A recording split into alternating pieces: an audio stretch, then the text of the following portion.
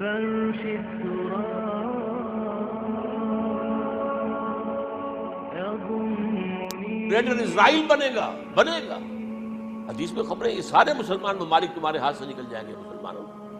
یہ عراق اور اردن اور یہ اور وہ، یہاں تک کہ ترکی، سعودی عرب کا بھی شمالی حصہ نکل جائے گا. البتہ مدینے کا جو ان کا پروگرام ہے اس کو اللہ نہیں پورا ہونے دے گا. مدینے میں داخلے کی ان کو اجازت نہیں ملے گی. بہرحال یہ سارا کچھ ہونے والا ہے. وہ وقت بھی آنے والا ہے کہ حضور کی ایک حدیث کے مطابق ایک شخص کے 1000 بیٹے ہوں گے تو 999 ختم ہو جائیں گے ایک بچے. یہ وقت بھی آنے والا ہے کہ حضور فرماتے ہیں اتنی بڑی جنگ ہوگی، اتنی خوریزی ہوگی کہ پوری زمین اٹھ جائے گی لاشوں سے. تو پرندہ جو ہے کوئی، ایک تو پرندے ہوتے ہیں کہ جو مردار خور ہے، گدھ ہے، وہ تو بڑی خوشی سے اتریں گے، تناول فرمائیں گے لاشوں کو. اسی طریقے سے کوے ہیں، چیلے ہیں.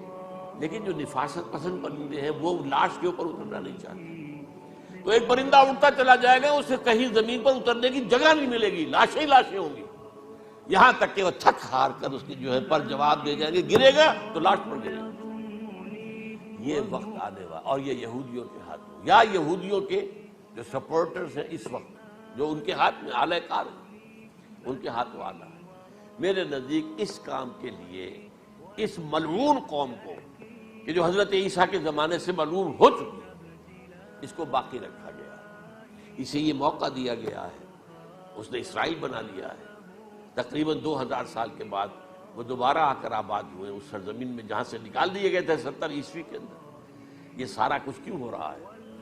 ان کا یہ استثناء کیوں کیا گیا؟ یہ بڑی تلخ بات ہے، یہ یاد کر لیجیے. کیونکہ یا تو قوم اسی وقت ہلاک کر دی جاتی ہے جیسا کہ ہوا قوم نوح، قوم ہود، قوم عاد، قوم ثمود، قوم شعیب. یہ ہوا کہ نہیں ہوا؟ اور سدوم اور عمورہ کی بستیاں جہاں حضرت لوط بھیجے گئے، اور آل فرعون جو ہلاک کیے گئے. یا تو پوری قوم ہلاک کی جاتی نہیں. یہ یوں سمجھیے کہ اس پورے معاملے کو درمیان میں سے ایک وقفہ دے دیا گیا، حضرت عیسیٰ کو اٹھا لیا گیا، اور حضرت عیسیٰ دوبارہ آئیں گے. یہ کیوں کیا گیا؟ اب اس میں بڑی تلخ بات آپ سے کہہ رہا ہوں، یہ آپ کے لیے قبول کرنا آسان نہیں، حلق سے نیچے اٹھنے کی مشکل سے. اس قوم کو زندہ رکھا گیا ہے جو ملعون اور مغضوب علیہم قوم ہے. سب سورہ فاتحہ میں مفسرین لکھتے ہیں ضالین، یہ نصارہ ہیں، اور مغضوب علیہم یہ یہودی ہیں.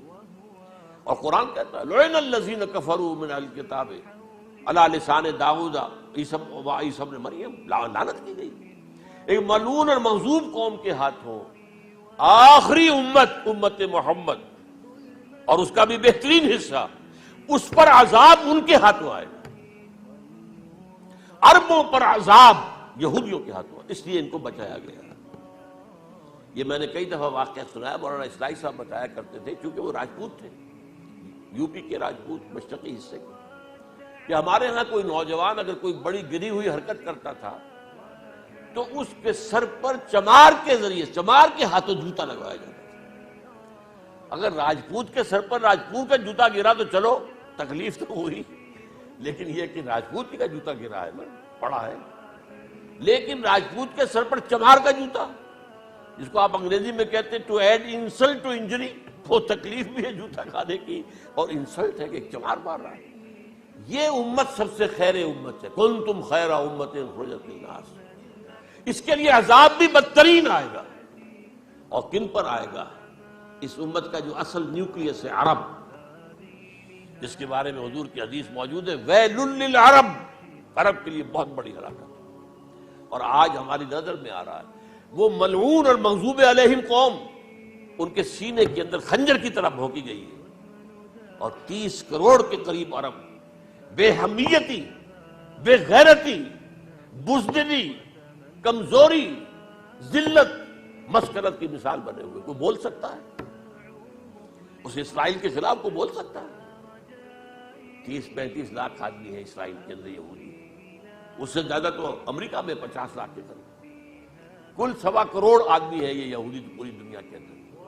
لیکن دیکھیے جو چاہتا کرتا، جب چاہا اس نے عراق کے ایٹمک انسٹالیشن کو تباہ کر دیا، اور سعودی عرب کی فضا میں اس کو فیول کیا ہے انہوں نے. دوبارہ ری فیولنگ جو ہوئی ہے ان کے جہازوں کی، وہ سعودی عرب کی فضا میں. اللہ تعالیٰ نے یہ کوڑا ان مسلمانوں کے لیے رکھا ہوا ہے کہ جن کے رتبے ہیں سوا، ان کی سوا مشکل ہے۔ جتنا اونچا مقام اللہ نے دیا عربوں کو، ان میں حضور کو اٹھایا، ان کی زبان میں اپنا آخری کلام نازل کیا، تو ان کی ذمہ داری بھی بہت ہے۔ جن کے رتبے ہیں سوا، ان کی سوا مشکل ہے۔ یہ ہے میرے نزدیک واللہ اعلم۔ فرش التراب